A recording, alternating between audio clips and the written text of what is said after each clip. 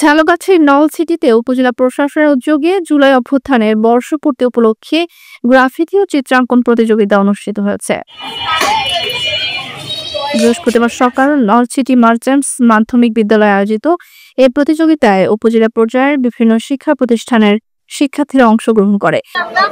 আমাদের মুগ্ধ যে পানি বিক্রি করতে করতে মারা গেছে তার ছবি আছে এবং যে হেলিকপ্টারে মারা গেছে তার চিত্র। আর 2024 এর মধ্য দিয়ে আমরা একটি নতুন জন্মভূমি পেয়েছি, যে জন্মভূমিতে আমাদের হাজারো ছাত্র জনতা শহীদ হয়েছে, যার ভিত্তিতে আমরা আজকে নলছিটিতে আপনার চিত্র আঁকতেছি শহীদদের স্মরণে।